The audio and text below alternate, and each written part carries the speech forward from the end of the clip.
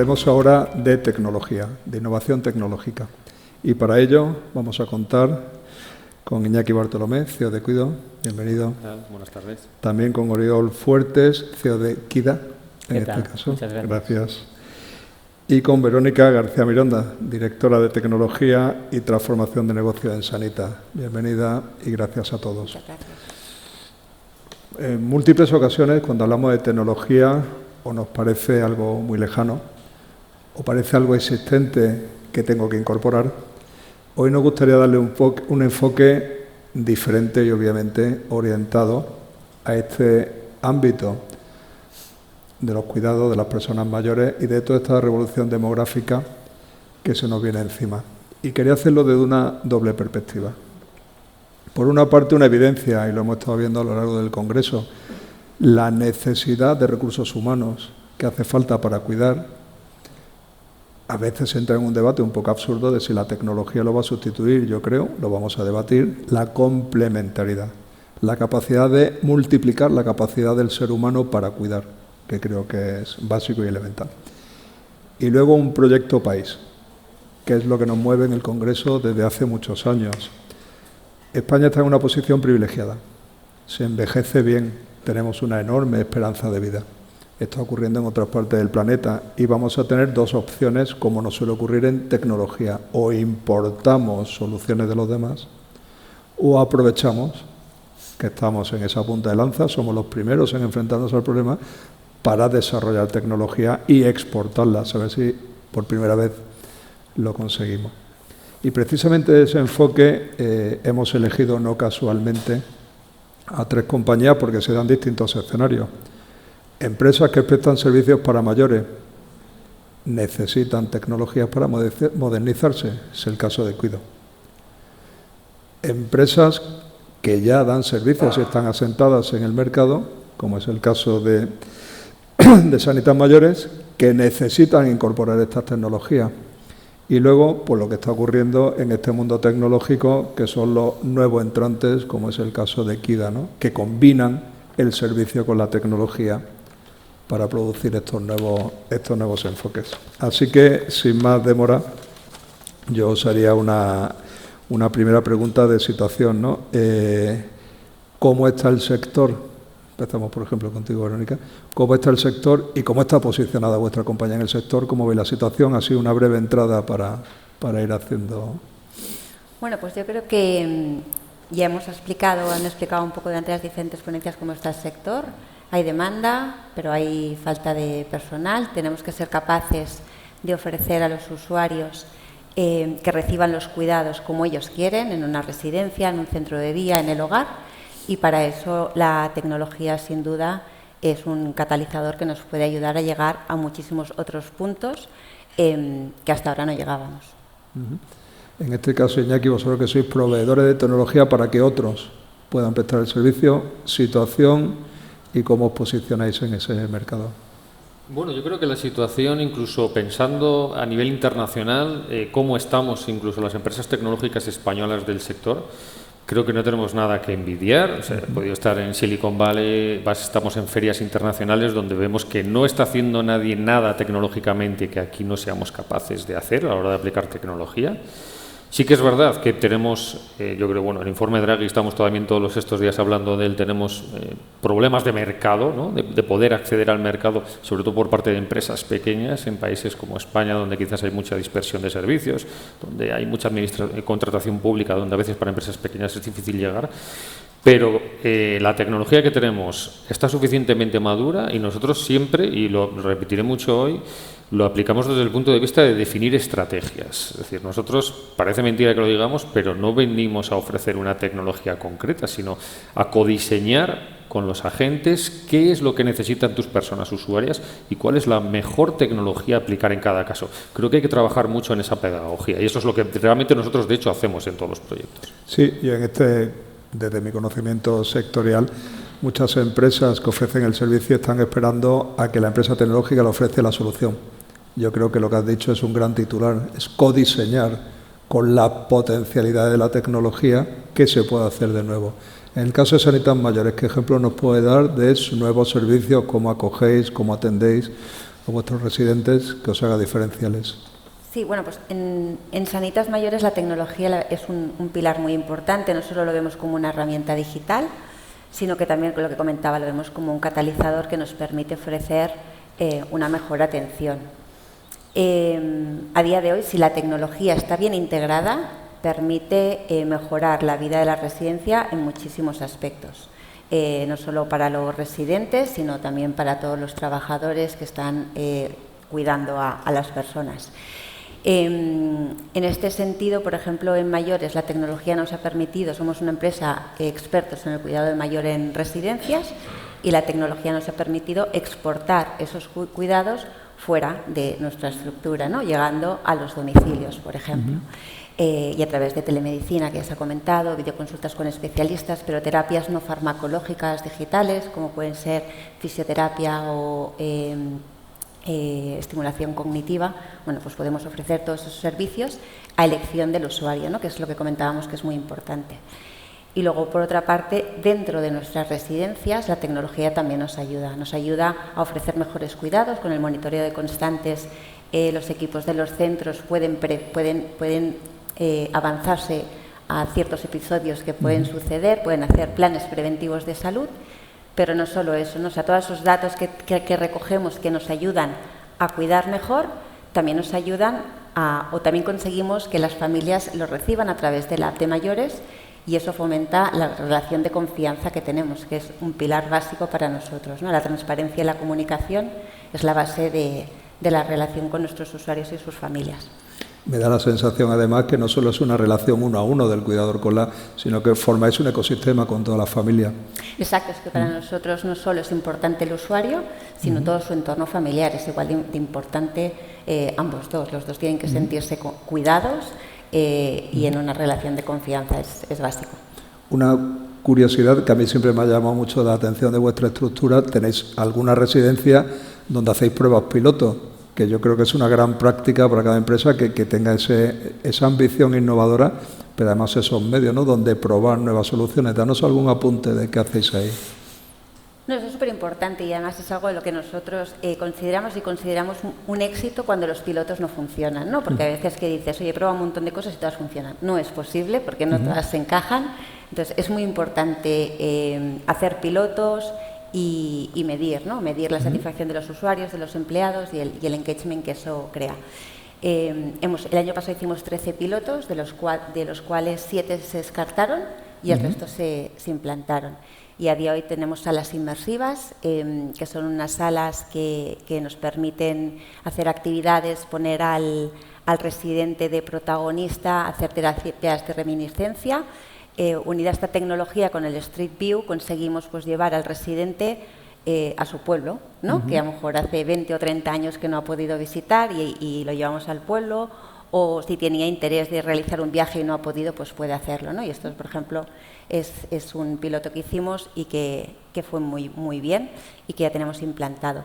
También tenemos terapias para temas físicos, como es la fisiodigital, que nos permite pues alcanzar y crear más adherencia de tratamiento, porque motiva al usuario a realizar los ejercicios y además previene lesiones con el soporte de un equipo de fisioterapeutas.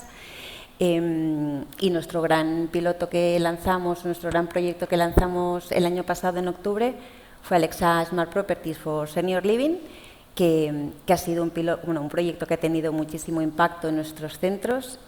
A día de hoy hay muchísimos usuarios que hemos conseguido que a través de Alexa conecten con el entorno, y es algo muy importante que también se ha comentado en diferentes ponencias, ¿no? Cómo incluimos a las personas mayores dentro de la sociedad, cómo les conectamos, cómo les damos la oportunidad de aprender y sacarles de esa soledad que muchas veces sienten en una sociedad cada vez más conectada y más digital. Entonces, conectando Alexa a nuestro software, pues hemos conseguido pues que el usuario pues pueda saber y pueda preguntarle: Alexa, ¿cuál es mi agenda de hoy?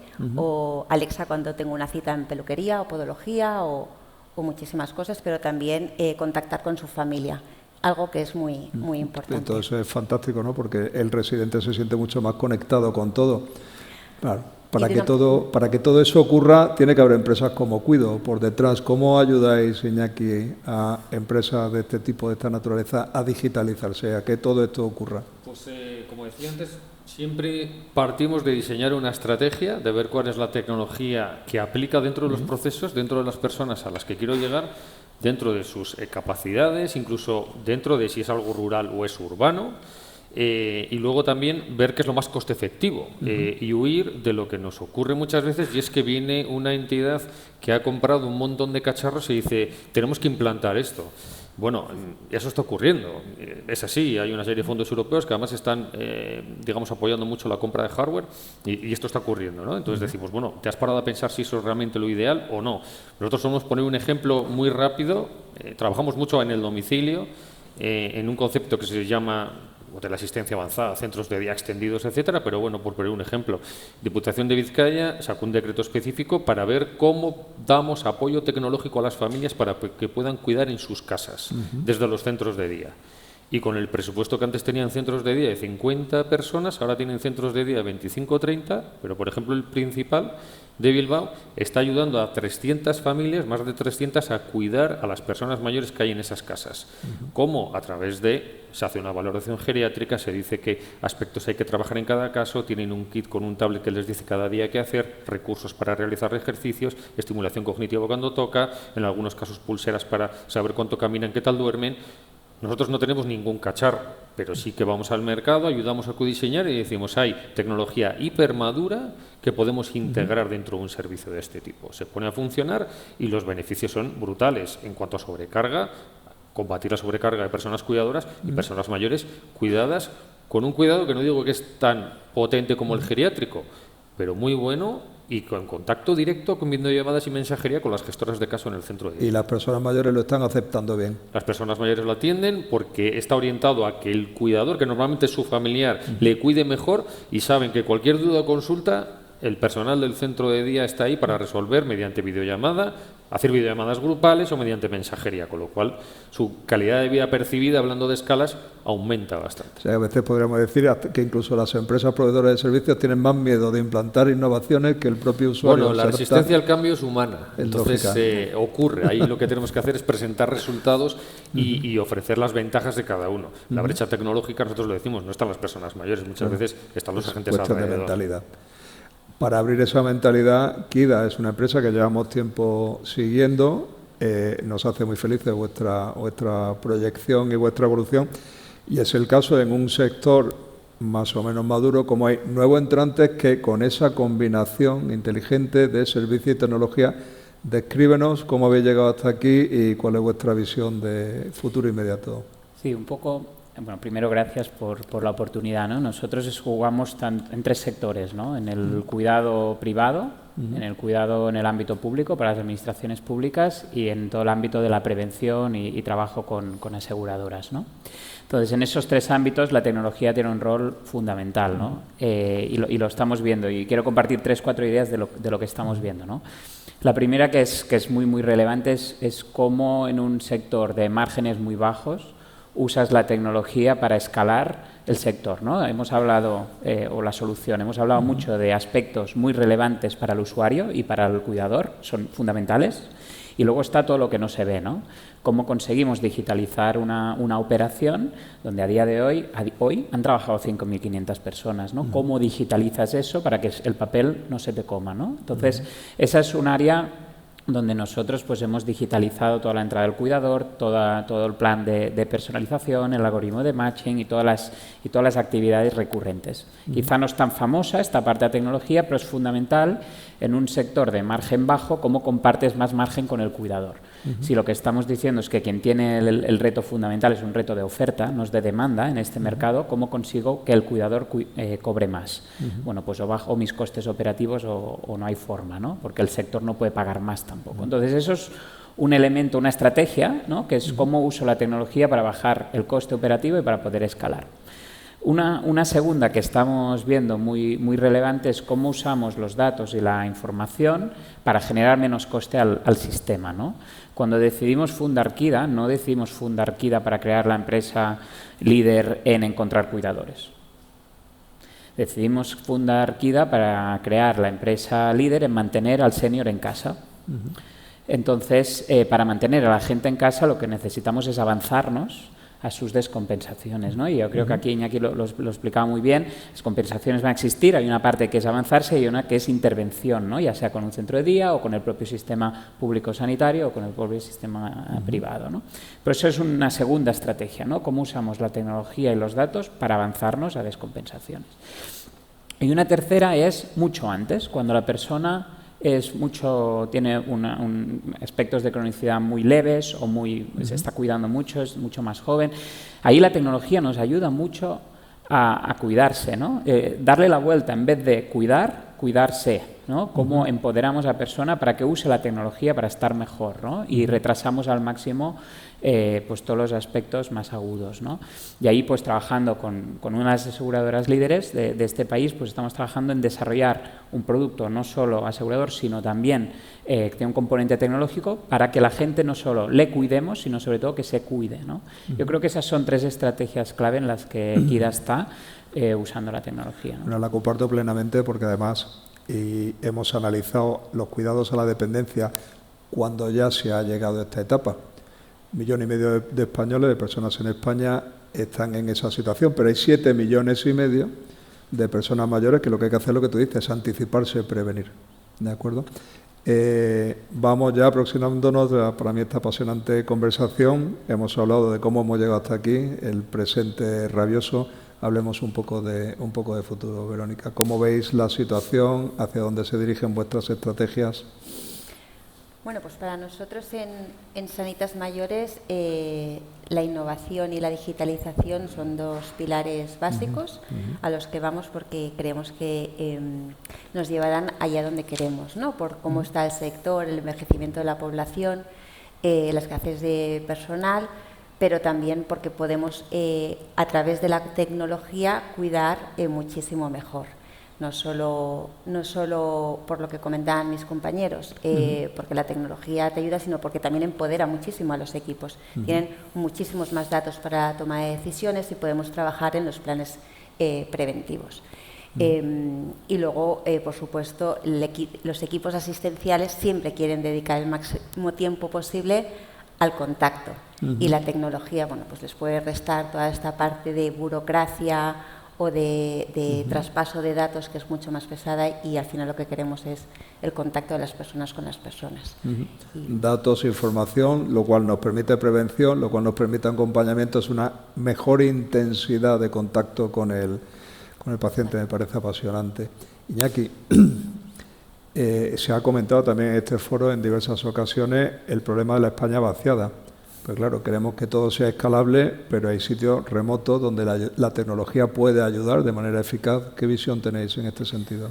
Pues que efectivamente, aunque de nuevo pueda parecer extraño, la tecnología tiene mucho que decir en ese ámbito. Y pongo ejemplos prácticos fáciles de entender. Nosotros estamos trabajando en proyectos donde se está combatiendo soledad no deseada con personas que a lo mejor son pocas en un pueblo, pero que conectan a través de videollamada con grupos donde por afinidades están participando todos. Y hablamos de disponer de tablets plataformados, fáciles de utilizar, donde hacer videollamadas. Estamos hablando de contextos en los que dentro del pueblo se contrata una persona para que sea una persona cuidadora silver y realice visitas a las personas mayores, talleres, temas presenciales, pero también estimulación cognitiva e incluso que haya sensores en los domicilios para que esas personas cuidadoras y sus familiares que viven lejos también, pero ellas que están ahí en el pueblo cerca, sepan, lo hemos hablado antes, ¿no? La José María de Domusvi, no se ha abierto la nevera en 24 horas o ha estado agitada por la noche esta persona o se suele levantar a las 10 y no. Aquí hay un cambio, ¿no? Que el sistema sí tenga por detrás inteligencia artificial, aprende, nos dice alertas, pero que más allá de lo frío que es esa tecnología, hay personas allí que están pendientes de ella e intervienen rápidamente. Todo eso se está desplegando ya. Nosotros aquí en Madrid, sin ir más lejos, en Mancomunidad Sierra Norte, en Sudeste, estamos implantando soluciones de ese tipo. Y de nuevo, ¿con qué dispositivos? Con los que en cada caso haga falta. Porque en algunos casos no hay ni cobertura móvil. Y hemos tenido que montar hasta arriba del ayuntamiento una antena para hacer una red IoT dentro del pueblo. Bueno, pues a veces hay que hacerlo, pero la tecnología al final acaba llegando si nos lo propone. Mensaje optimista, mensaje positivo. No hay que temerle, no hay que tenerle temor a la tecnología, muy al contrario. nos puede ayudar. También para terminar, Kida siempre nos sorprende, que sorpréndenos de nuevo vuestra trayectoria, que estáis pensando en el futuro, algo nuevo. Bueno, siempre explico que estamos construyendo esto en 4 fases, ¿no? Estamos en la tercera. La primera era demostrar que podíamos prestar un servicio de calidad en el privado en Cataluña. Esto fue el pre-COVID. La segunda fue, oye, ¿cómo llevamos esto a otras comunidades autónomas? Y entramos en el público. Esta fue la segunda fase. Ahora estamos en la tercera, que es, oye, cómo expandimos el crecimiento en el privado, el público y también en todo el ámbito de la prevención, entrando mucho antes, por lo tanto, pues casi desde los 60 años hasta el final de vida, ¿no? Siempre con esta visión muy fuerte de triple M. A mí me da igual que me definan como empresas de cuidados, público, privado, prevención, me da igual. Yo estoy en el negocio de que el senior esté en casa. A partir de aquí, todo lo que ayude a que el senior esté en casa es visión de Kida, ¿no? Y la cuarta fase es cómo construimos una posición de liderazgo en estos 3 verticales, ¿no? Y eso es a lo que vamos los próximos 2, 3, 4, 5 años, lo que nos lleve, ¿no? Entonces, la tecnología aquí es fundamental. Ahora mismo hay un equipo de unas 20 personas trabajando en tecnología y datos en el grupo, en estas 3 estrategias que comentaba. Y en una cuarta muy relevante, que es cómo podemos sacar el beneficio de tener estas 3 unidades, ¿no? Porque hay mucho potencial. Si conseguimos trasladar a aquel cliente que se está cuidando, pues cómo todo eso lo trasladamos al cliente privado o el que está en público, pues en privado y demás, ¿no? Y ahí, bueno, pues es un poco lo que viene. Tenemos mucho por delante y a seguir trabajando. Queda muchísimo por delante. Solo me resta darle las gracias y continuar con este mensaje optimista y de confianza en la tecnología. Para mí no cabe duda, es uno de los pilares de este foro, el tratar de demostrar que en España hay una oportunidad única de desarrollar un sistema innovador alrededor de los cuidados, que nos convirtamos en una potencia mundial, que exportemos y seamos ejemplo en productos tecnológicos y servicios, y que desarrollemos esta oportunidad. Y no hay que tenerle miedo, porque esto requiere inversiones, pero inversiones en la confianza de que va a crear valor, va a crear empleo y también va a crear impuestos y va a servir para sostener el propio sistema. Así que yo creo que es un sector de futuro sin ninguna duda. Muchas gracias por vuestra participación. Muchas gracias. Gracias.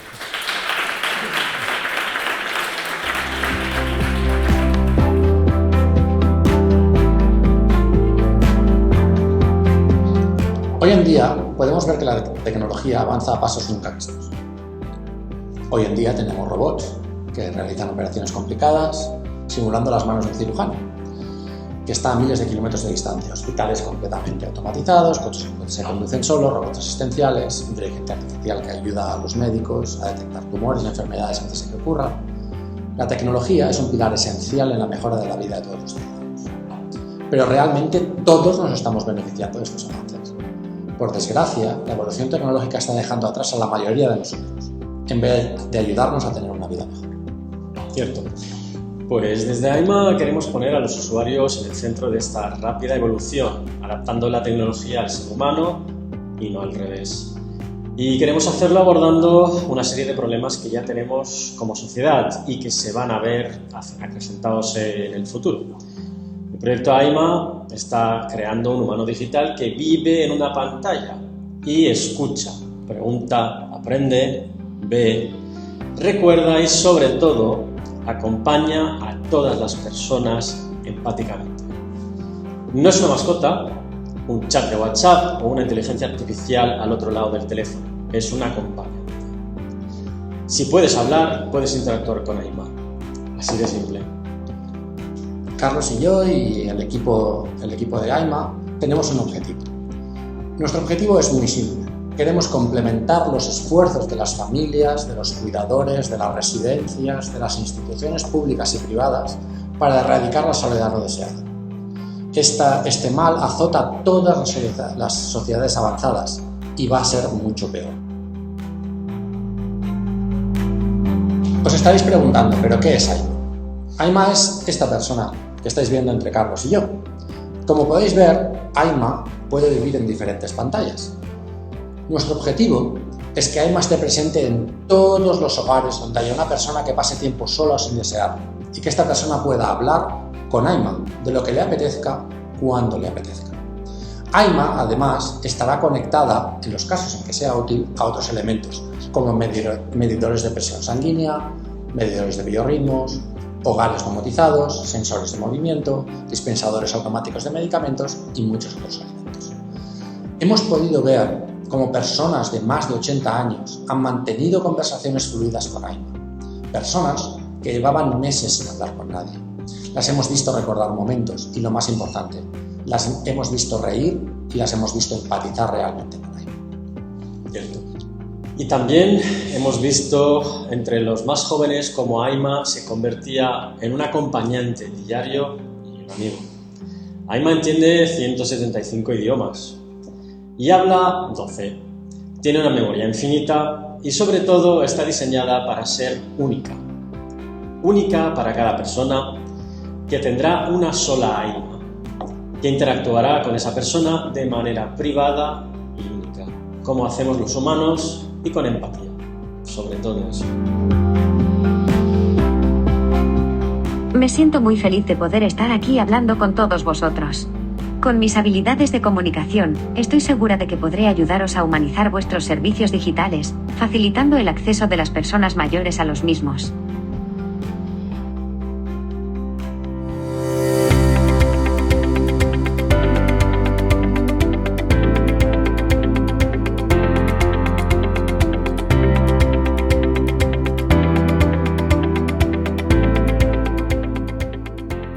Vivimos en un mundo cada vez más digitalizado. La pregunta que nos hacemos ahora es, ¿podemos sentirnos seguros?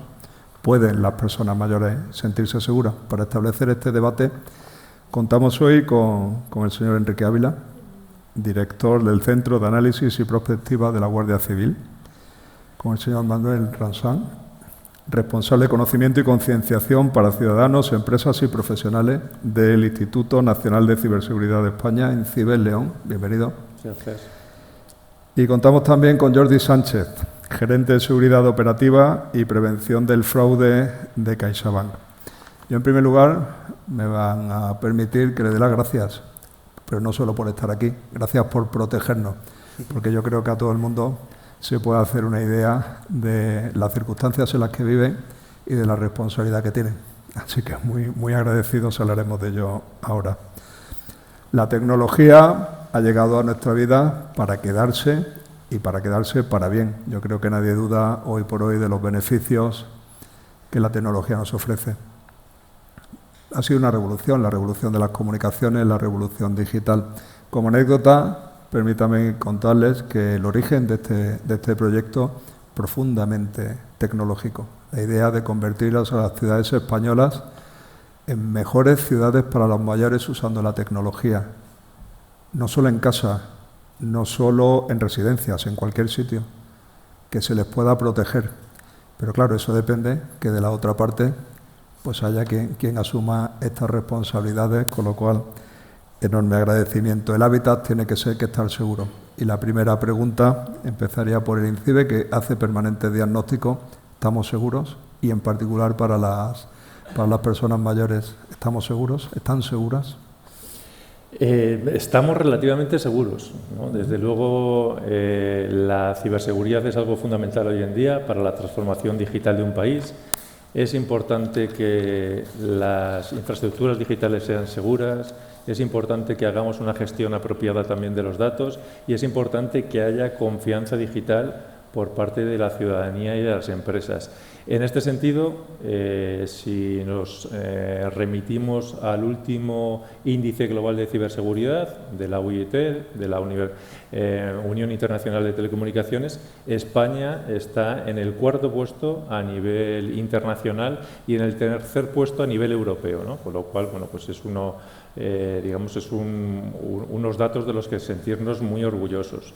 Si nos vamos ya a otros estudios un poquito más bajo nivel, como el estudio sobre la percepción de la confianza de los hogares españoles en ciberseguridad, elaborado por el Observaciber, que depende del Ministerio de Transformación Digital. Aquí vemos algunos datos también que me gustaría comentar, ¿no? Es interesante este estudio desde el punto de vista que tiene una primera encuesta que se hace a los participantes para ver cuál es su percepción, pero luego también tiene, con su consentimiento, se les instala aplicaciones en los teléfonos móviles para comparar, ¿no?, lo que es la percepción respecto a la realidad. En estos estudios, bueno, ahí os animo a consultarlos, ¿no?, en la página web, son muchísimo más amplios, pero por reseñar dos datos se ve, o bueno, se indica que la percepción por parte de los participantes es que el 85% de ellos tenían sus sistemas de los teléfonos móviles actualizados, mientras que la realidad era que solo el 43%. Es decir, la mitad de los usuarios no tenían los servicios autorizados creyendo que sí los tenían. Con lo cual aquí vemos que hay falsas percepciones de seguridad sobre las que conviene seguir trabajando. Por otro lado, un 3% de estos usuarios tenían algún tipo de malware en sus dispositivos móviles. En un principio puede parecer que un 3% no es demasiado, pero estamos hablando de que 3 de cada 100 usuarios tienen un malware en el equipo que puede desembocar en filtraciones de datos, que puede desembocar en estafas económicas con una importante repercusión, ¿no?, a nivel financiera, y por tanto también es algo en lo que seguir trabajando. En resumen, yo diría que sí estamos en una buena situación en España, pero que tenemos que seguir trabajando porque quien no va a descansar son los ciberdelincuentes, y esto al final es la carrera del ratón, ¿no?, del policía con el ladrón, ¿no?, que quizá aquí nos pueda contar mucho mejor nuestro compañero de mesa. Dos titulares destacables entonces: el buen posicionamiento que ocupamos y el enorme esfuerzo que se está, desde un punto de vista institucional, desarrollando alrededor de todo esto. Yo creo que son elementos de partida para felicitarnos como posicionamiento país. Ha hablado de las futuras amenazas, desde la perspectiva y el análisis de la Guardia Civil. ¿Por dónde vienen esas amenazas? ¿En qué situación nos encontramos? ¿Conoce la población lo que ocurre desde el lado malo, como comenta Manuel? Pues es una gran y difícil pregunta. Voy a resumirla en lenguaje coloquial. Hasta hace bien poco nos protegía fundamentalmente, individualmente, y nosotros, la seguridad de cada uno de ustedes es importante para nosotros como garantes de esa seguridad pública. Nos protegía que los malos eran bastante tontos. La mayoría de las acciones de concienciación que hemos hecho a título individual, donde hemos colaborado con INCIBE, con empresas privadas, han sido siempre dirigidas a la detección de esos fallos en las acciones, en los vectores de ataque contra las personas. Ahora mismo, con la inteligencia artificial generativa, esa barrera ha desaparecido. Los tontos malos tienen acceso a la misma tecnología que tenemos nosotros. Generar vectores creíbles de infección se ha convertido en un juego de niños. No necesitas ni saber idiomas. Por lo tanto, nos estamos enfrentando a un escenario donde las amenazas emergentes son cada vez más evidentes. Y son más evidentes porque tenemos un problema de génesis. Y el problema de génesis es que la red en general fue diseñada para la resiliencia y no para la seguridad.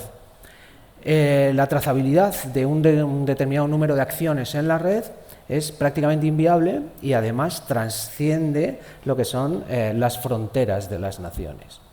Lo cual quiere decir que la investigación de un ciberincidente es complicada, es difusa y sometida pues, a acciones relacionadas con la agnotología. No me gusta utilizar el término desinformación porque la agnotología es un término, creo, mucho más rico y que engloba otros subconocimientos que tenemos que aprender.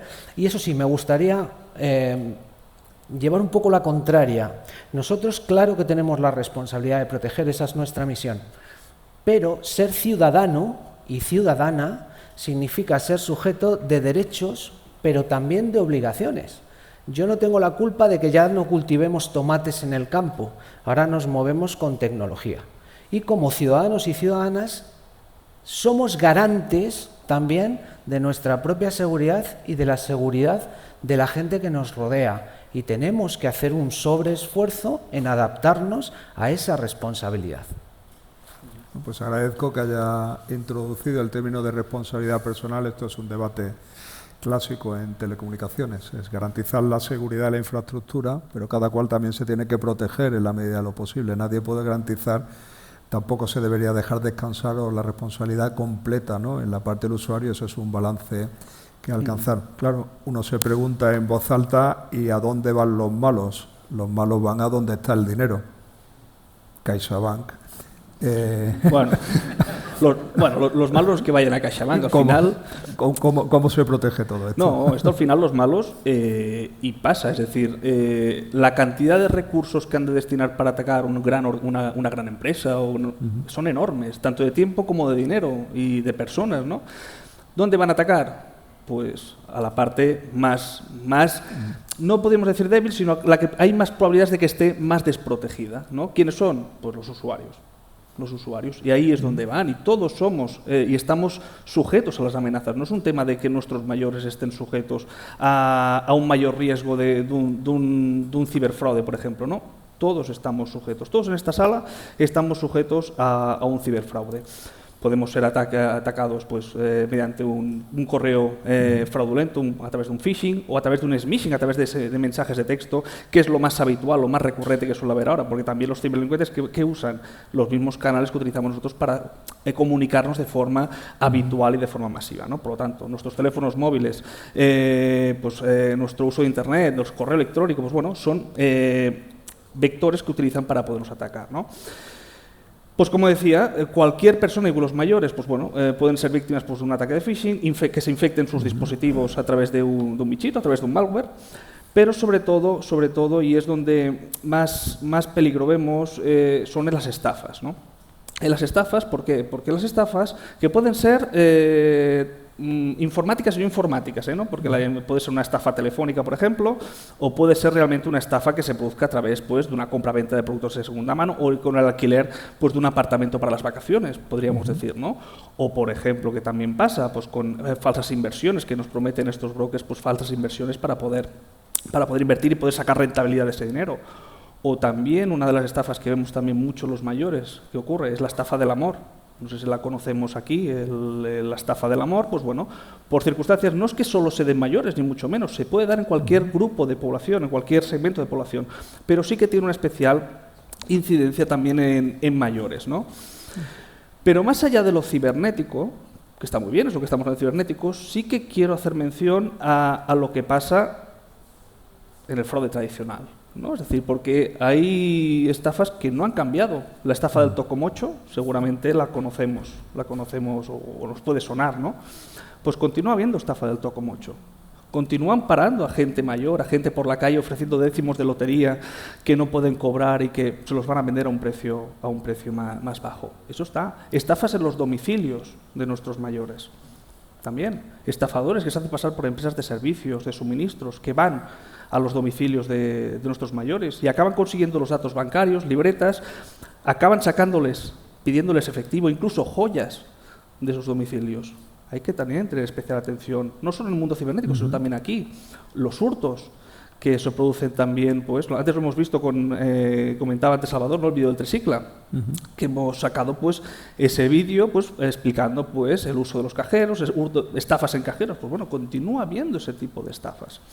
Por lo tanto, hemos de prestar mucha atención no solo a lo cibernético, sino también a lo tradicional, porque al final lo cibernético en muchos casos es una evolución de lo tradicional. El fraude del amor no es más que una evolución de las típicas estafas que habían, estafas nigerianas, ¿no? Cartas nigerianas. Ha habido una evolución de ese fraude. Pasa que ha pasado de la parte más analógica a la parte digital, pero continúa habiendo ese tipo de amenazas. Por lo tanto, y quiero que quede muy claro que nadie somos, y desde el punto cibernético, nadie estamos a salvo de una estafa. Yo mismo, si me quiero ir de vacaciones y me alquilo un apartamento, puedo ver un apartamento precioso en un portal de Internet. ¿Y quién me dice a mí? Pues las fotos son preciosas. ¿Quién me dice a mí que no me pueden llegar a estafar? Pues estos casos se dan tanto mayores como también en cualquier segmento de la población. Pues muchas gracias por las reflexiones, que yo creo que lo que ponemos de manifiesto es que no ocurre nada diferente en el mundo digital que no ocurra en el mundo real, ¿no? Estamos sometidos a riesgos y ante esos riesgos creo que está quedando claro que un vector fundamental es la prevención. En materia de prevención, INCIBE, ¿qué es lo que están haciendo en estos momentos? Bien, o sea, uno de los cometidos principales de INCIBE es el desarrollar o bueno, ayudar a fomentar una cultura de ciberseguridad. Aquí trabajamos en diferentes aspectos, ¿no? Por una parte la sensibilización, es decir, hacer conscientes, ¿no? a la ciudadanía de los riesgos a los que se enfrentan. Ofrecemos también iniciativas formativas para ya ir un paso más allá y recoger buenas prácticas que puedan ir trasladando a su día a día, y luego también ofrecer herramientas de soporte y asesoramiento. Tenemos poquito tiempo, voy a destacar algunas de las más relevantes. Por ejemplo, a finales del año pasado lanzamos un programa de experiencias itinerantes. Tenemos lo que nosotros llamamos un roadshow, que es un autobús que va por las diferentes ubicaciones, 56 ubicaciones al año, estará disponible hasta el 2026, recorrerá todo el territorio nacional y tiene diferentes espacios pues, para sensibilizar, formar, juegos lúdicos, enfocado a todas las edades, ¿no? Menores, ciudadanos y también pymes y autónomos. Hay otra instalación también de realidad virtual en la que ya entras, te pones las gafitas estas famosas y entras en una experiencia mucho más inmersiva, ¿no? para conseguir una sensibilización muchísimo mayor y luego también otras muchas iniciativas a nivel formativo. Tenemos cursos en línea en la página web, organizamos talleres y también el servicio estrella de INCIBE, que es el 017, que es una línea de ayuda en ciberseguridad gratuita, disponible los 365 días del año de 8 de la mañana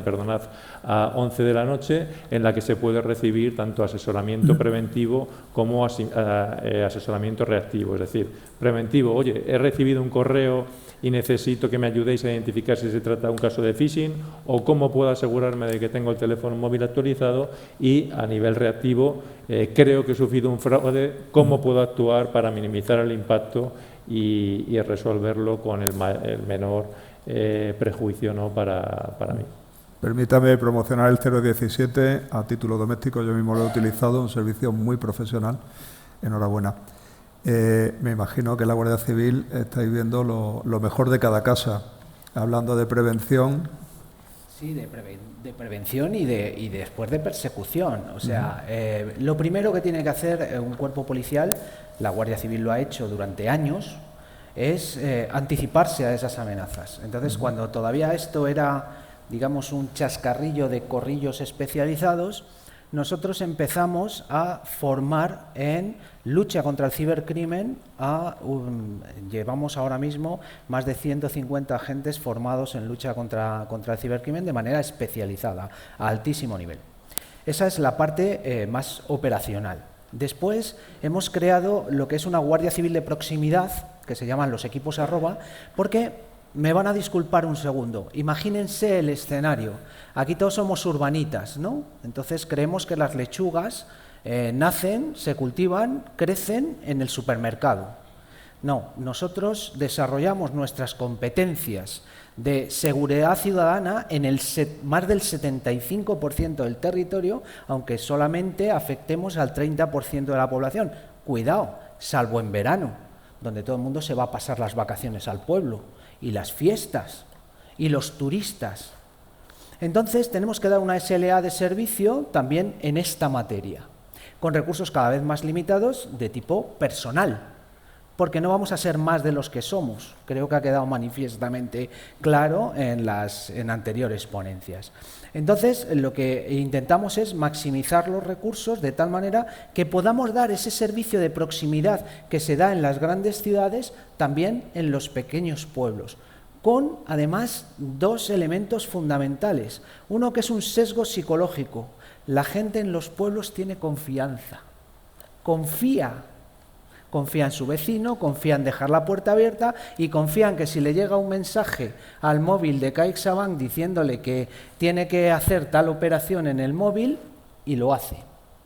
Hay, digamos, un modelo, un sesgo psicológico. Y después tenemos también un sesgo sociocultural. Es un poco diferente el sesgo sociocultural en el medio rural que en el medio urbano. estamos tratando de mejorar los canales de interacción y los canales de influencia. Por ejemplo, tenemos ahora un proyecto que se llama Guardia Civil Virtual, donde una inteligencia artificial con un metahumano ultra realista, que es guardia, hombre o mujer, metido en una caja holográfica, pueda dar un servicio rápido a la ciudadanía. Un primer servicio, ya veremos, porque a lo mejor nos estamos equivocando completamente. Vamos a medir el impacto y vamos a ver qué impacto tiene. Entonces, estamos explorando, como todo el mundo, lo que pasa es que estamos explorando desde el punto de vista de la tecnología, porque les recuerdo que el sector primario y el sector secundario normalmente están en ese terreno de reto demográfico, en ese territorio de reto demográfico. Y está tecnologizado. Aquí ya no solamente hablamos de telefonía móvil ni de estafas, estamos hablando de que, me van a disculpar, pero ya no se ordeñan vacas. Se ponen ordeñadores que están colocados a Internet. Y un ataque puede ser un ataque contra un sector, no solamente contra un individuo.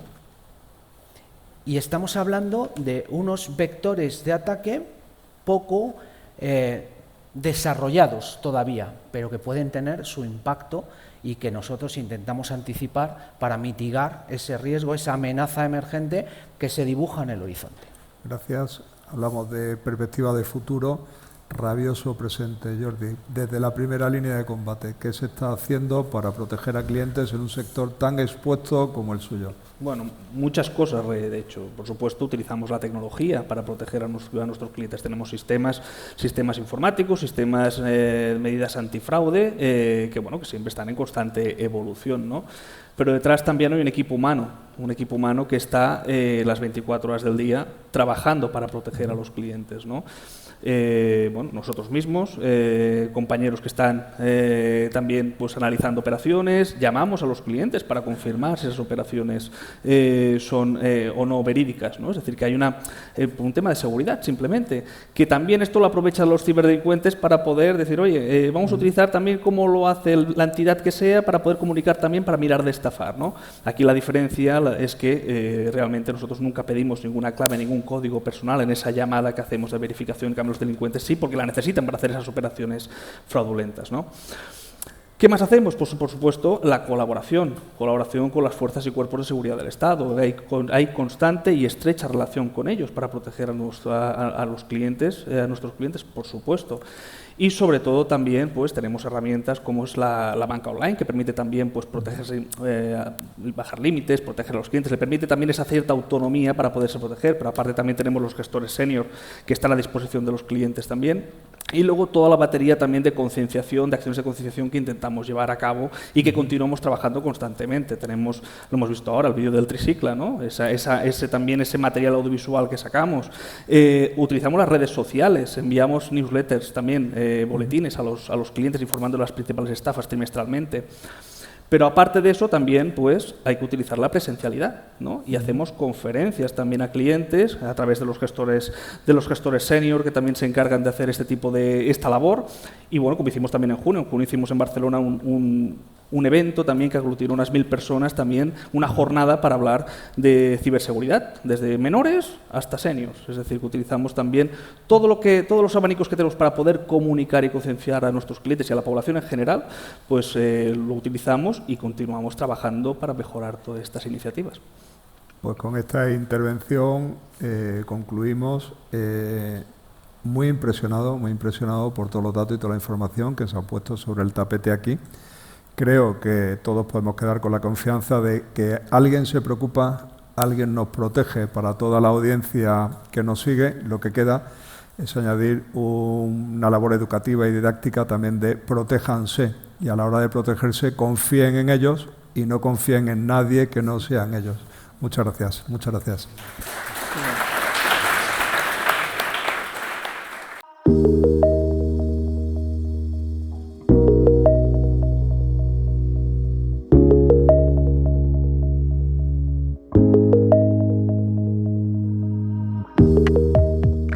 Apostamos por Próxima, nuestro nuevo concepto de cuidados, que combina dos aspectos esenciales. Por un lado, integrar 3 ejes fundamentales que son salud, cuidados y bienestar, y por otro lado, impulsar la figura de trabajador social como un referente más en el ecosistema de los cuidados. Para acercar a las familias nuestro nuevo concepto de cuidados, hemos creado Proxima Home, que es una solución que combina nuestro conocimiento y experiencia con la tecnología e innovación. ¿Cómo lo hacemos? Poniendo a disposición de las familias nuevos canales de comunicación e interacción que les permite acceder a un portfolio de servicios de salud, cuidados y bienestar atendidos por un equipo multidisciplinar de profesionales como son un equipo médico, equipo de enfermería, trabajadores sociales, fisioterapeutas, entre otros. En definitiva, queremos dar una atención integral 360. El dispositivo permite, por un lado, monitorizar el estado de salud día a día, o bien de manera autónoma o bien con un equipo de médicos, siempre garantizando una atención personalizada. Y por otro lado, permite acceder a un equipo de asesores de cuidados que presentan una valoración del caso, un itinerario de cuidados con los diferentes recursos y servicios más adecuados a las necesidades de cada persona usuaria y a cada momento de ellas.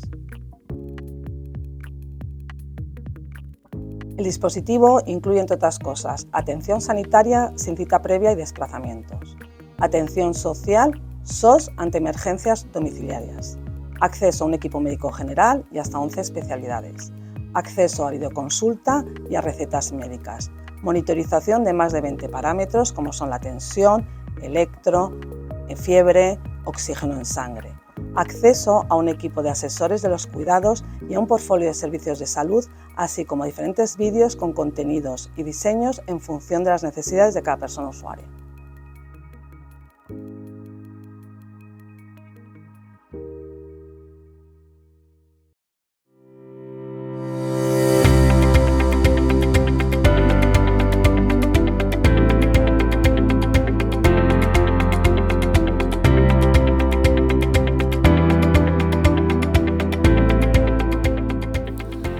Supongo que muchos de ustedes se habrán hecho la pregunta o han oído la pregunta: ¿dónde vamos a vivir de mayores? Vinimos de una cultura donde estamos acostumbrados a vivir en casa y en algún momento, cuando las circunstancias de dependencia así lo obligan, pues vamos a una institución donde vamos a vivir el resto de vida que nos quede. Y hay toda una ciudad de por medio. Y hay muchas posibilidades de por medio para hablar de estos temas y para ver qué otras opciones hay intermedias y qué implica todo esto. Contamos hoy con la presencia de la señora Ángela Valdellou, directora gerente del Colegio Oficial de Arquitectos de Madrid. Bienvenida. Gracias. Muchas gracias. Con la señora Lourdes Bermejo, doctora en Ciencias de Educación, experta en gerontología, cohousing, consultora y repetidora en nuestro encuentro. Muchas gracias por volver a acompañarnos. Muchas gracias.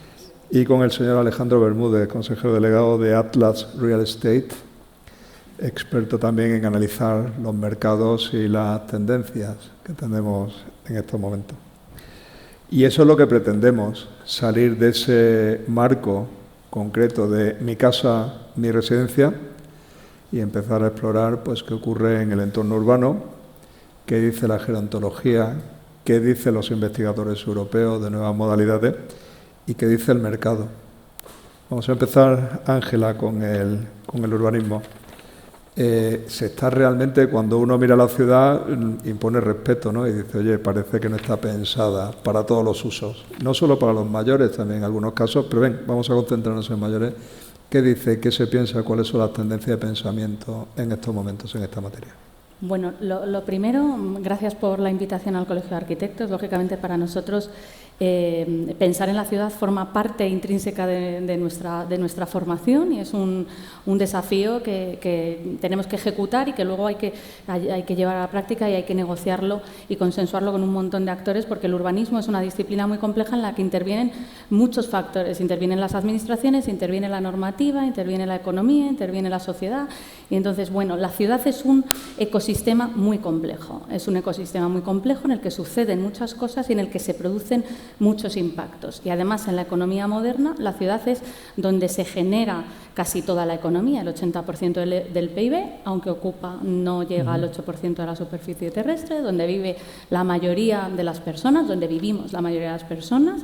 Cerca del 70% de la población mundial vive en ciudades, según datos de ONU Habitat, donde generamos la mayor parte de las emisiones de efecto invernadero, donde, sin embargo, consumimos aún de una forma muy poco eficiente y menos del 9% de nuestra economía es circular, pero, sin embargo, tenemos que transformarnos y adaptarnos. Es decir, las ciudades son sistemas complejos, ecosistemas complejos, estáticos per se, porque se planifican para perdurar, y, sin embargo, que tenemos que intentar adaptar de manera flexible, porque, como perduran, tienen que ser flexibles a una evolución lógica de las sociedades a las que sirven. Las ciudades no son las mismas, ni tienen que ser iguales, ni responden a los mismos funcionamientos en las distintas culturas. Nos situamos en Europa, en España, como tú has dicho, uno de los países más longevos. De aquí al 2050, según las previsiones, el más longevo del mundo, donde nuestra población va a superar los 85 años de edad.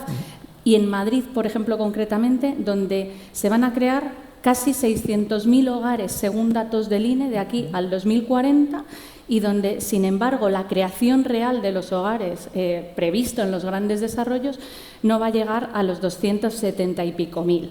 ¿Eso qué significa? Que tenemos, además, para poder responder a esa demanda, donde, además, siguiendo la curva poblacional del INE, esos hogares van a ser en su mayoría unipersonales y de personas mayores en muchos de los casos, tenemos que intervenir, por un lado, en lo nuevo y, por un lado, en lo que ya existe, adaptándolo con criterios de accesibilidad, con criterios de inclusión y con criterios de calidad, y, además, teniendo en cuenta que esas viviendas, esos hogares donde van a vivir nuestros mayores, que somos nosotros dentro de una serie de años, es decir, no estamos hablando de otro estrato, somos nosotros, es decir, tenemos que planificar para el futuro, ¿no? Nuestros niños serán también mayores algún año, ¿no? Entonces, esa planificación la tenemos que hacer involucrando primero a todos los agentes que participan, involucrando a la sociedad, y de tal manera que la sociedad sea consciente de su papel y de su rol y de lo que tiene que exigirle también a las administraciones, a los técnicos y a todos los que participamos, porque nos movemos en la ciudad pensando que es algo ajeno, insisto. Formamos parte del urbanismo porque habitamos el urbanismo, pero estamos tan inmersos que hemos perdido la perspectiva, ¿no? Entonces tenemos que recuperar esa perspectiva. Tenemos un montón de edificios que son inaccesibles, que no tienen ascensor, y tenemos un montón de entornos que son poco amables, en los que tenemos que movernos, ciudades que tenemos que repensar, pero la tenemos que repensar de manera integral entre los jóvenes y los mayores. Entonces tenemos una oportunidad también. Yo lo veo como una oportunidad. Sí, porque además, a medida que te oigo hablar, hemos hablado de digitalización y dices, oye, vamos a hacer la versión 2.0 para enero del año que viene, pero una ciudad 2.0, esto no se cambia. Claro, el problema es que la ciudad que habitamos ahora va a seguir existiendo en 2050 y en 2100. Es decir, lo nuevo lo podemos planificar ya con otros criterios más digitales, pero intervenir en lo que ya existe es mucho más complicado. Entonces, claro, esa intervención requiere del consenso, requiere de la intervención, como insisto, de muchos agentes sociales, y de que se conciencie a la sociedad civil también de los impactos que genera. Mira, solo este dato, el 80% de los factores que determinan nuestra salud no depende del sistema sanitario, sino que depende del entorno que habitamos. Esto son datos de la OMS, de la Organización Mundial de la Salud. El concepto de una salud, y todo influye. Hemos analizado un primer análisis, una primera reflexión desde el punto de vista del urbanismo, el mercado, y hay un término anglosajón, el senior living, ¿no? Yo lo que diría, empecemos por definirlo, ¿no? Así que para eso, Alejandro, contamos contigo y con los resultados también de vuestro informe, pero empieza por definir senior living y cuál es vuestra visión de la situación. Perfecto. Cuando hablamos de senior living, utilizando el término anglosajón, nos referimos a todo el espectro de personas mayores, es decir, a cualquier tipo de solución habitacional o residencial para personas que van desde los 65 años, desde que se jubilan, hasta 100 o más años. Por tanto, estamos hablando de diferentes tipos de etapas de la vida. No solo estamos hablando de las residencias de mayores con atención médica, vigilancia continua, sino que estamos hablando también de personas mayores que están en una fase totalmente independiente, que no requieren cuidados, que no requieren atención médica, pero que están en una fase en la cual tienen mucha más libertad. ¿no? Y lo que estamos viendo y lo que está viendo el mercado es que esas personas está aumentando mucho la demanda de un tipo de residencial diferente que atienda a las necesidades diferentes de vivienda. Son personas, por ejemplo, que en muchos casos ya no tienen los hijos en casa porque ya son mayores, los nietos están fuera de casa y quieren ir a vivir a donde siempre han querido ir a vivir, o quieren poner su vivienda que es demasiado grande porque tiene muchas habitaciones y ya no las utilizan y la quieren poner en rentabilidad económica, y entonces lo que buscan es una vivienda en otro sitio, ¿no? Yo, por ejemplo, lo veo en el caso de mis padres. Mis padres tienen una casa muy grande en un pueblo de Segovia que gastan un dineral en calefacción y la utilizan solo para ellos. Ellos dicen, pues yo me haría aquí una casa rural, un hotel rural, y me iría a vivir a Cambrils en un apartamento. Mucho mejor todo, ¿no? Gasto menos dinero todos los meses, no tengo que calentar la casa en invierno y además me gano un dinerillo con la casa rural, ¿no? Entonces, digamos que el senior living, desde el punto de vista de mercado, por supuesto también engloba las residencias de mayores, que hoy hemos hablado mucho de ellas, y es un producto mucho más conocido, pero en cuanto a lo que llaman los anglosajones, ese subsegmento de seniors independientes, lo llaman independent living. Y ahí lo que estamos viendo es que es un producto pensado para satisfacer esas necesidades. Tiene zonas deportivas, tiene mucha restauración, terrazas, se hacen muchas actividades para vivir en comunidad, porque se ha detectado, y hoy también se ha comentado, que la vida en comunidad prolonga no solo la esperanza de vida, sino también la calidad de vida, ¿no? Siempre hay ese debate, ¿no?, de años de vida, calidad de vida, y por tanto son productos habitacionales mucho más complejos, porque ofrecen no solo lo que es el espacio, sino también el servicio de fisioterapia, cuidados corporales, vida en comunidad, y además lo ofrecen pensado en diferentes públicos, porque no tenemos que olvidarnos que España, por supuesto, la pirámide de población de España es totalmente inversa, ¿no? Y cada vez vamos a tener más seniors locales, pero es que también atraemos seniors internacionales. La Costa Blanca, la Costa del Sol, las islas son hogar de una gran cantidad de seniors europeos, ingleses, americanos y de otros países, a los cuales también les podemos dar una solución habitacional y que buscan un tipo de vivienda diferente que no encuentran aquí, ¿no? Entonces, digamos que el senior living, desde el punto de vista más de mercado, como habéis comentado, está pensado para dar solución a todos aquellos seniors que buscan una vivienda que se adapta a su situación vital actual. Y luego, por supuesto, esos seniors, realmente 65 años no es la edad, ¿no?, en la que entran, porque te acabas de jubilar, todavía no estás pensando en eso, pero sí que se observa a partir de los 68, 70, y el cambio, digamos, a la residencia de ancianos o de residencia de mayores habitual se produce en los 80 y pico años, de tal modo que nos gusta distinguir entre el independent living y ya lo que es, siguiendo con términos anglosajones, los care homes, que son las residencias de mayores habituales. Ajá. O sea que prevéis también una especie de transición, ¿no? Dependiendo de la edad puedes tener distintas opciones, que es lo que decíamos al principio, ¿no?, que pasamos de un escenario de casa a residencia, puedo pasar por distintas etapas en función, aunque luego entraremos en más detalle numérico contigo. La situación en España, incipiente, atrasado con respecto al resto de Europa. ¿Cuál es la foto de nuestro país en estos momentos? Pues te diría que depende de cómo lo mires. Es incipiente para la demanda local española, y siempre hablando de la parte de independent, ¿no?, porque de la otra ya la conocemos muy bien. Es muy incipiente en España. Hay inmuebles ya abiertos, operativos, al 100% de ocupación, que llevan ya un tiempo. Otros que están ahora mismo en la fase de llenado, entre comillas, que se han abierto en 2022, 2023 y todavía están en esa fase de primera ocupación, pero todavía estamos en una fase incipiente. En lo que no estamos en una fase incipiente es en el cuidado, atracción de ese senior independiente internacional. Ajá. Ahí tenemos mucha experiencia y yo, salvo Estados Unidos, diría que somos los que mejor lo hacemos. O sea que esto refuerza la tesis de que tenemos grandes oportunidades en España de desarrollar estos mercados, entre otros. Perfecto. Sí, porque además trae una demanda de calidad, hablando ya del internacional, trae una demanda de calidad, y además es una demanda que, aunque sea en las costas, es totalmente antiestacional, voy a decir esa palabra, no sé si existe, es antiestacional, es decir, muchas veces es demanda que viene en otoño, se queda todo el invierno y en primavera se vuelve a su país. Fantástico. Dentro de estas palabras importadas, el cohousing, que también aparece mucho en la prensa especializada, cada vez más en la prensa generalista. Tenemos tu larga experiencia en el mundo de geriatría y gerontología, y además ahora nos consta que estás en un proyecto europeo investigando estas cosas. Defínenos para empezar y cuéntanos sobre esta nueva tendencia, el cohousing, qué es y hacia dónde vamos. Sí, bueno, el cohousing digamos, castellanizado sería vivienda colaborativa.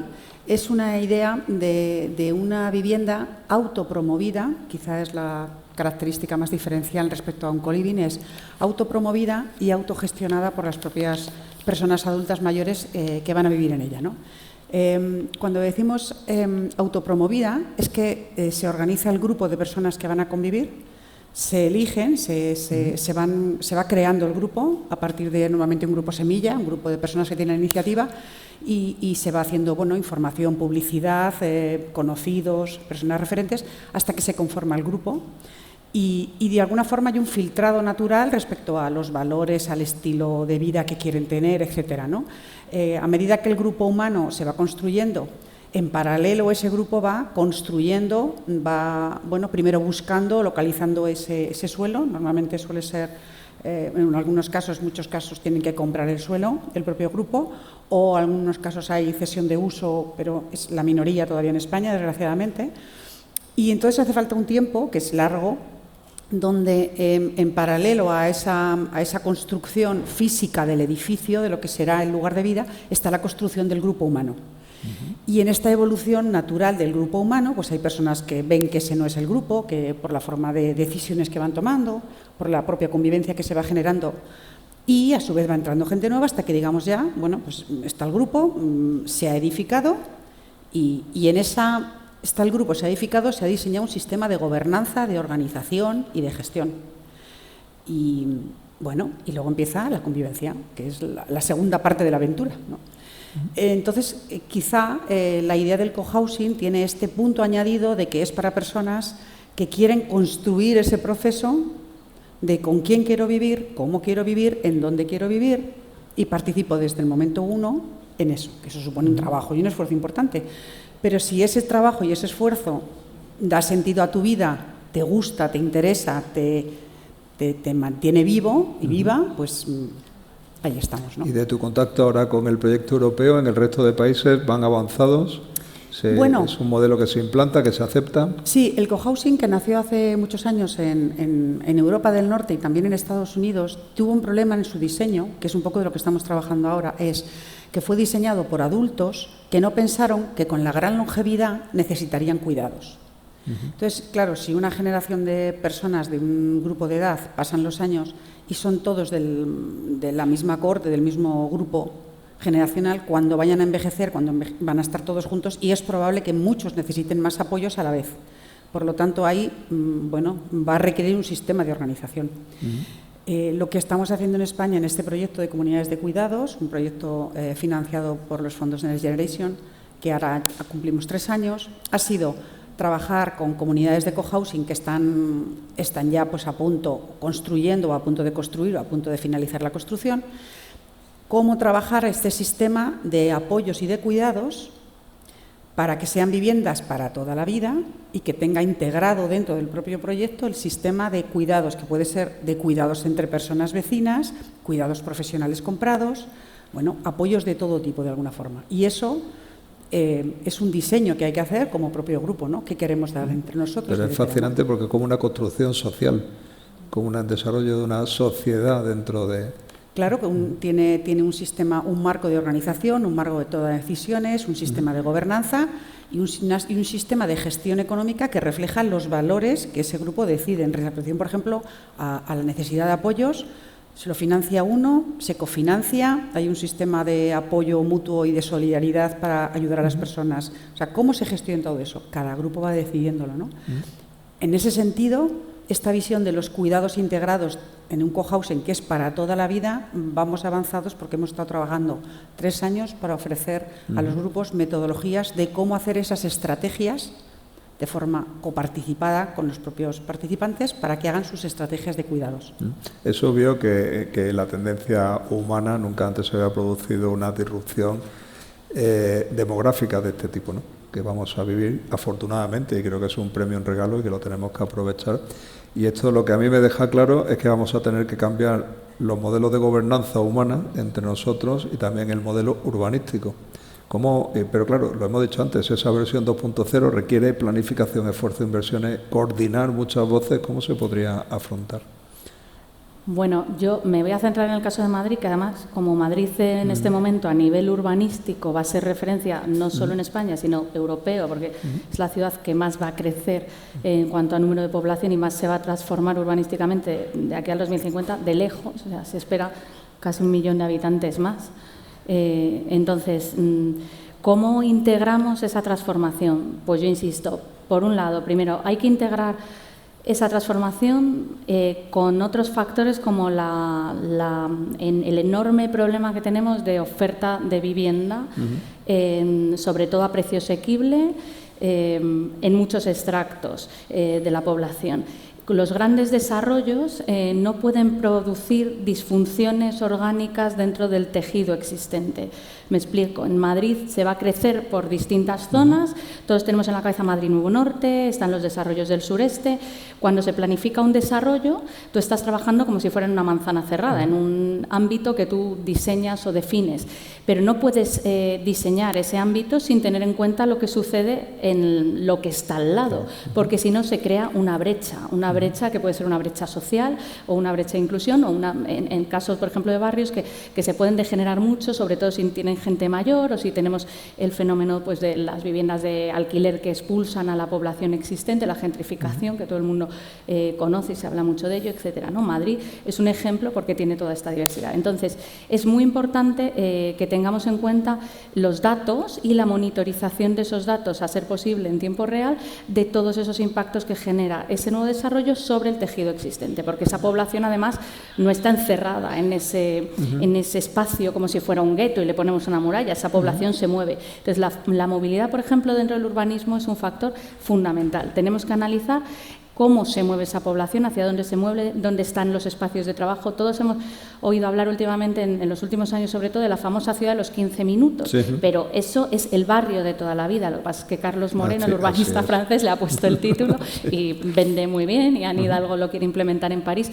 Es como lo ideal, ¿no? Es el acceso a cualquier servicio o dotación caminando a menos de 15 minutos de tu casa. Eso es el ideal urbanístico, que es la conocida cuando estudias urbanismo, ciudad de proximidad, la ciudad de los barrios, que hubo una época de desarrollismo en la que pues, el modelo más americano de los grandes zonas de urbanizaciones y la dependencia total del coche. Estamos en las antípodas ahora de eso, estamos en la creencia de que lo que hay que promover son las ciudades amables, caminables, donde todo es accesible, donde energéticamente además no contaminamos, somos incluso distritos de energía positiva, es decir, que generamos la propia energía que luego consumimos.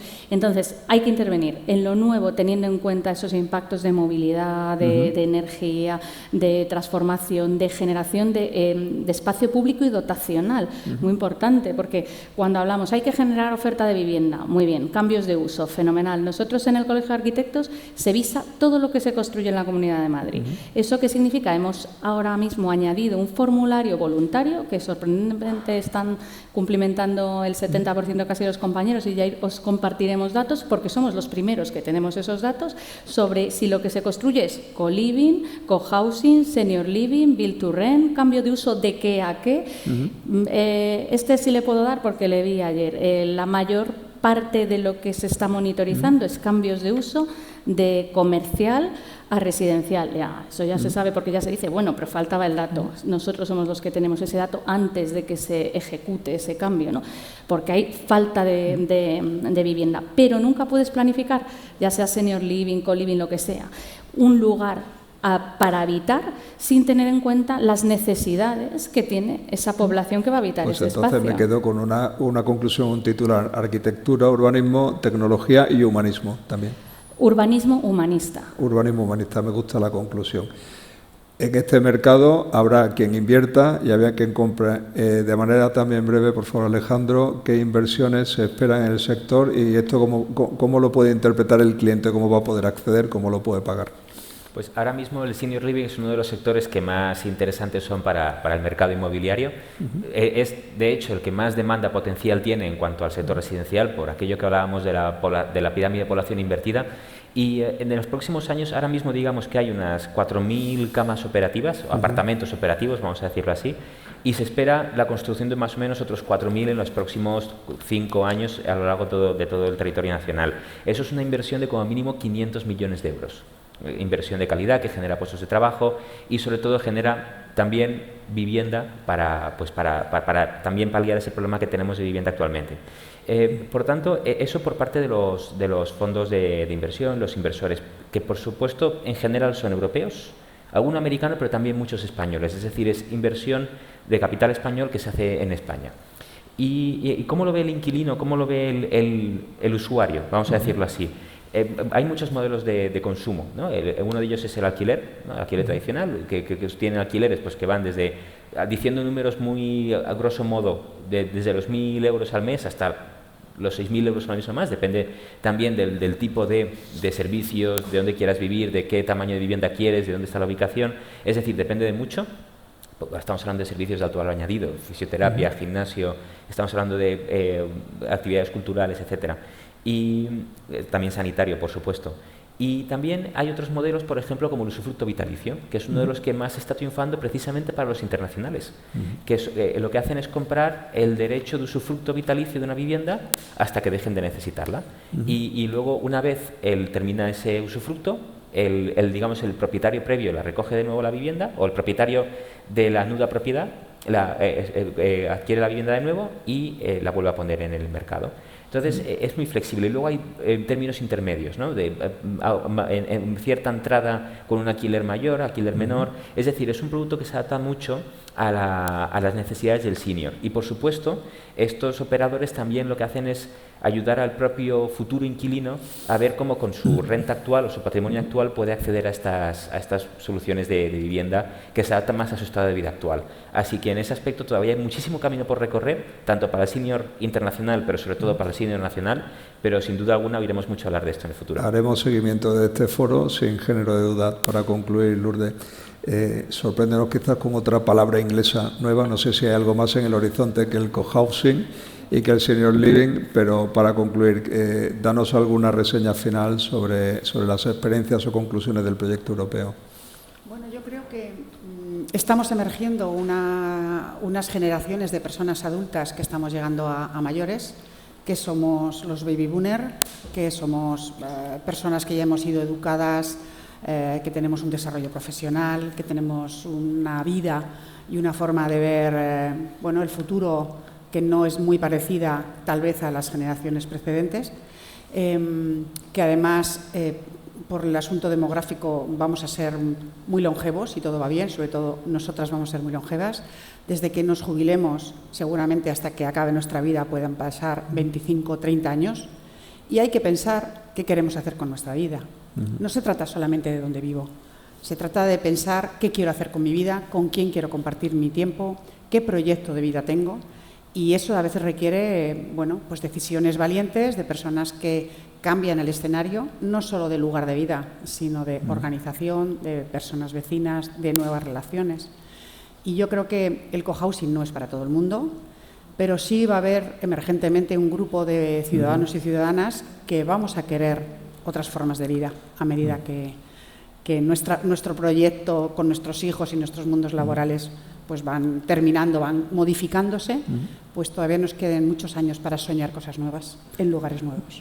Muchas veces cuando me preguntan en cuestiones, investigaciones en las que he participado de ciudades inteligentes, ¿no? Que me dicen, oye, ¿a partir de cuándo las ciudades son inteligentes? Desde siempre.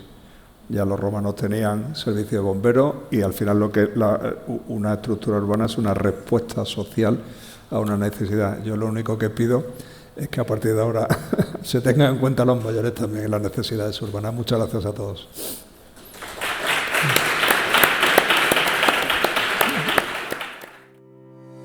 Aquí finaliza esta sesión del 7º encuentro de Economía Senior. Esperamos que haya sido de su interés. Damos las gracias a todos ustedes por seguirnos, a todos los patrocinadores, a todos los ponentes y, por supuesto, a los organizadores, a CaixaBank y a Senior Economy Forum.